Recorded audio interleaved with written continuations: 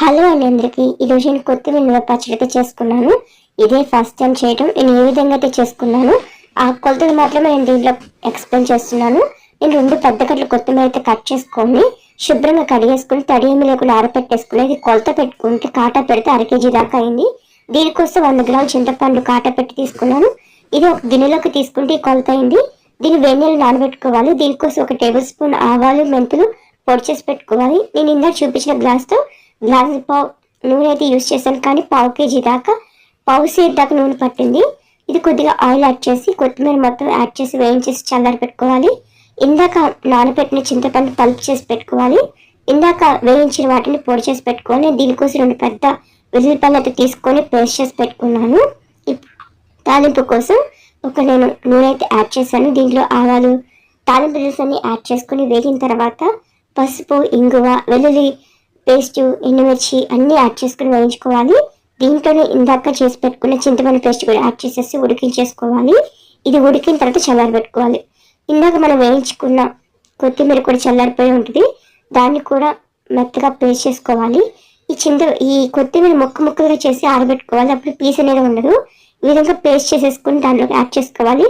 ఇందాక చింతపండు చూపించిన గిన్నె కొలతతో కొద్దిగా తక్కువ కారం, దీంట్లో ఇందాక చేసిన మెంతులు పొడి కారాన్ని కొద్ది తక్కువ ఉప్పు కూడా యాడ్ చేసి మొత్తాన్ని కలిపేసుకున్నాను.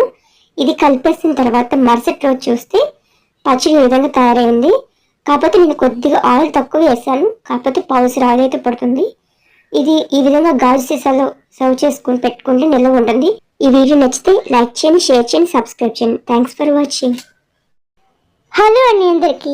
ఈరోజు నేను వేరుశెనగ గుళ్ళు వెల్లుల్లి కారం అయితే ప్రిపేర్ చేశాను. ఇది వేడి అన్నంలో కొద్దిగా వేసుకొని నెయ్యి వేసుకొని తింటే చాలా బాగుంటుంది.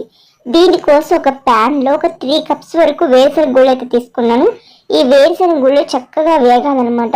ఎటువంటి కూడా బాగా కరకలాడే విధంగా వేగి చల్లారే వరకు ఒక ప్లేట్లో వేసుకుని ఉంచుకోవాలి. ఇప్పుడు అదే ప్యాన్లో డ్రై రోస్ట్ చేసుకోవాలి. కొన్ని ఎండుమిర్చి దాంట్లోనే డ్రై రోస్ట్ చేసుకున్న తర్వాత కట్టేసే ముందు కొన్ని వెల్లుల్లి రబ్బ అయితే యాడ్ చేసి 1 నిమిషం పాటు అటు ఇటు ఫ్రై చేయాలన్నమాట. ఈ ఫ్రై అయిన తర్వాత చల్లారిన తర్వాత మిక్సీ గిన్నెలోకి యాడ్ చేసుకొని డ్రై రోస్ట్ చేసుకున్న ఎండుమిర్చి వెల్లుల్లి కూడా యాడ్ చేసుకుని కొద్దిగా జీలకర్ర సరిపడా ఉప్పు కూడా యాడ్ చేసి మిక్సీ చేసుకోవాలి. ఇది మిక్సీ వేసిన తర్వాత దీంట్లో నేను కొద్దిగా కారం ఉప్పు అయితే యాడ్ చేశాను. ఇది ఎండుమిర్చి కారంతో పాటు కొద్దిగా కారం కూడా యాడ్ చేసి గ్రైండ్ చేసుకుంటే చాలా బాగుంటుంది. ఇది వేడి అన్నంలోకి ఇడ్లీ దోశ అన్నీ చాలా బాగుంటుంది. హలో అండి అందరికి. ఈరోజు నేను బీట్రూట్ ఫ్రై అయితే చేశాను. బీట్రూట్ అంటే చాలా మంది ఇష్టపడరు, కాకపోతే ఈ విధంగా తురిమి ట్రై చేయండి. బీట్రూట్ కర్రీ చాలా సూపర్గా ఉంటుంది. ముందుగా ఆయిల్ యాడ్ చేసుకొని ఆయిల్ కాగిన తర్వాత తాలింపు దినుసులు యాడ్ చేసుకోవాలి. తురిమిన బీట్రూట్ని యాడ్ చేసి ఈ విధంగా నూనె పైకి తేలే వరకు వేయించేసేసుకోవాలి. కొద్దిగా దీంట్లో అల్లం వెల్లుల్లి పేస్ట్ ఉప్పు కారం పసుపు అన్నీ సరిపడా యాడ్ చేసేసుకొని ఈ విధంగా ఒకసారి కలిపేసుకోవాలి. కలిపేసుకొని కొద్దిసేపు వేగిన తర్వాత సర్వ్ చేసుకుంటే చాలా బాగుంటుంది. బీట్రూట్ ఫ్రై చాలా మంది ఇష్టపడరు, కానీ ఈ విధంగా ట్రై చేయండి, చాలా బాగుంటుంది. ఈ వీడియో నచ్చితే ఖచ్చితంగా లైక్ చేయండి, షేర్ చేయండి, సబ్స్క్రైబ్ చేయండి. Thanks for watching.